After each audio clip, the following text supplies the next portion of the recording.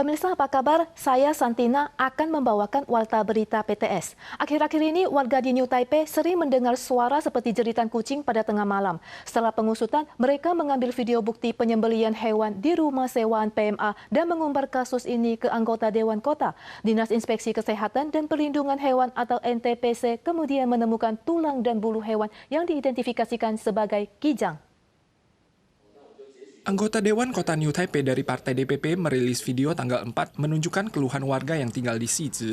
Mereka mendengar jeritan kucing dari 11 sejak Maret, maka ia mencari bukti selama berhari-hari dan merekam 3 PMA Vietnam yang memanggang, mencabut bulu, dan memotong hewan. Berdasarkan percakapan para PMA, warga menilai hewan yang disembelih adalah anjing dan kucing.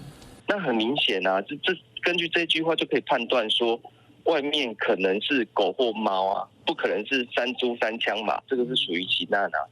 那如果不去重视的话，未来还会再一而再、再而三的发生，因为很难抓。 Setelah menerima laporan, pihak berwenang segera mendatangi dan memeriksa kamar sewa PMA serta menemukan bulu dan tulang hewan. 2 batch dikirim ke Biro Investigasi untuk identifikasi lanjut. Batch pertama dinyatakan sebagai satwa liar biasa, yakni kijang. Penyewa kamar juga menyerahkan diri ke kantor polisi beberapa hari yang lalu dan mengakui bahwa hewan yang disembelih adalah kijang. Jika menyembelih kijang akan didenda maksimal $300.000 Taiwan karena melanggar UU Konservasi Satwa Liar. NTPC juga tidak menutup kemungkinan adanya anjing dan kucing yang disembelih. Bila benar, maka telah melanggar UU Perlindungan Hewan dengan vonis masa penjara di bawah 2 tahun dan denda maksimal $2 juta Taiwan. Keberadaan ketiga PMA tersebut sedang diselidiki. Waspada virus flu pada anak. Akhir-akhir ini, Taiwan diserang virus enterovirus dan terdapat 3 kasus parah dalam tahun ini. Telah ada sekolah yang dihentikan sebagai pencegahan klaster. Data statistik juga menunjukkan jumlah kasus yang terus bertambah dan lebih tinggi dari periode sama dalam 6 tahun terakhir.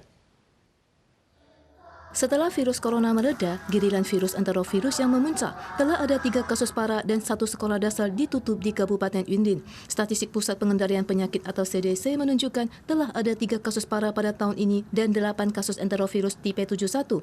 Dan jumlah pengobatan untuk enterovirus telah mencapai 7.851 kasus dalam 1 minggu di akhir April. Selain mencatat rekor baru di Taiwan, kasus enterovirus di negara-negara tetangga seperti Tiongkok, Asia Timur Laut, dan Asia Tenggara juga melonjak. Aksi penipuan tak kunjung reda di Taiwan. Metode penipuan terbaru dengan mengirimkan pesan teks keterlambatan pembayaran tilang dari Ditjen Lalu Lintas bahkan merampilkan pintasan gov.tw yang membuat penerima mengira pintasan tersebut berasal dari pemerintah. Saat ini telah ada lebih dari 50 orang yang tertipu di Taiwan. Baru saja pakai ponsel langsung menerima SMS bahwa denda lalu lintas belum dibayar dan sudah lewat waktu. Beberapa orang mungkin mulai gelisah karena khawatir denda akan bertambah atau akan ada sanksi lain.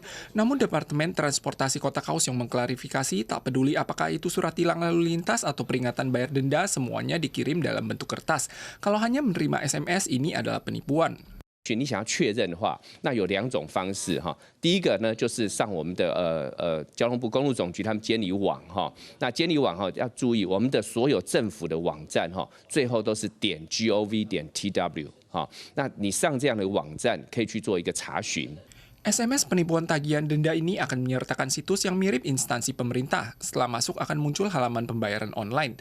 Setelah memasukkan nomor kartu kredit untuk pembayaran, kartu kredit akan disalahgunakan. Saat ini ada lebih dari 50 korban di Taiwan, termasuk 7 orang di Kaohsiung. 目前高雄市警方统计受理总计7件，那财损金额为新台币16.835元。警方呼吁 民众违规的罚单不会传简讯通知。 Karena metode tilang semakin canggih, warga mungkin tidak akan segera tahu bahwa mereka telah ditilang, sehingga rentan terhadap penipuan SMS. Walau situs penipuan menyertakan gov.tw biasanya cuma ada di halaman pertama. Sebelum garis miring yang diakhiri dengan gov.tw baru merupakan situs pemerintah. Warga diingatkan untuk tidak memposting ulang SMS yang tidak jelas asal-usulnya, agar kerabat tidak salah paham dan tertipu. Harga kubis anjlok karena para petani tanam berlebihan untuk memenuhi permintaan pasar. Untuk mengatasi masalah ini, Asosiasi Pertanian di Peitou Changhua memberi lebih 200 ton kubis untuk dijadikan pangsit dan dijual dengan harga promosi di pasar swalayan. Upaya ini diharapkan dapat menggenjot daya beli masyarakat. Asosiasi Petani Kota Peito Changhua baru-baru ini meluncurkan pangsit babi dan kol yang menarik banyak pembeli. Asosiasi menyatakan bahwa harga kol rendah. Dalam rangka membantu para petani, mereka membeli total 230 ton kol untuk dibuat pangsit. Harganya lebih murah dari tahun-tahun sebelumnya yang diharapkan dapat menarik pembeli. 阮做开成本一粒啦，做2块左右啦。因为这水饺算真材实料，咱的猪肉嘛用彰化健康猪。 Menurut data Badan Pertanian dan Pangan, rata-rata harga grosir kol minggu ini relatif rendah, sekitar 9,5 dolar Taiwan per kilogram. Diprediksi pada Mei tahun ini, kol dapat dipanen seluas 541 hektar, naik 52% dari tahun-tahun sebelumnya. Pada awal Februari tahun ini, pasokan bibit kol sempat menunjukkan sinyal merah, naik 21% dibandingkan periode yang sama 3 tahun terakhir. Pasokan di pasar melebihi permintaan, sehingga harganya anjlok. 那些叶菜，那你的高叶菜价格就会更好。但是今年不一样，今年到现在没有什么下雨啦。那所以平地的叶菜它其实生长的情况也相当的好。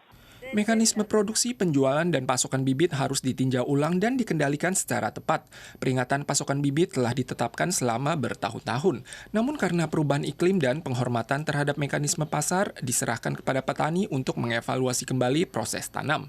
Harga diperkirakan berangsur stabil pada pertengahan Mei. Musim pariwisata di luar Pulau Taiwan kembali menghangat seiring pencabutan prokes dan cuaca cerah yang mendukung. Dalam 2 bulan terakhir, kawanan ikan barakuda atau dikenal sebagai ikan alu-alu kembali muncul di perairan silang Pulau Hijau dengan fenomena berenang berkelompok yang unik. Pelatih selam menyebut pemandangan menakjubkan ini bisa dinikmati tanpa perlu ke luar negeri. Dalam video yang diambil penyeram pada sekitar 50 meter dari garis air surut di perairan Turtle Bay di Green Island, segerombolan ikan terlihat bergerak maju dengan berputar di bawah air bagaikan tornado. Peneliti mengatakan ini adalah ikan barakuda emas yang berenang bersama untuk mencari makan. Pelatih selam menyebutkan sebelumnya pemandangan serupa hanya bisa dinikmati di luar negeri, tetapi saat ini sudah bisa dilihat di Green Island dan berharap ikan-ikan ini menetap di Taiwan. Tetapi peneliti mengingatkan bahawa ikan barakuda adalah predator yang ganas dan pernah terdapat kasus penyerangan terhadap manusia. Para penyelam diimbau untuk tidak terlalu mendekat ke kawanan ikan. Para pemirsa sekalian, sekian Warta Berita PTS. Berikutnya, mari kita saksikan anjing naik kapal di AS. Kita suara lagi di lain kesempatan. Sampai jumpa.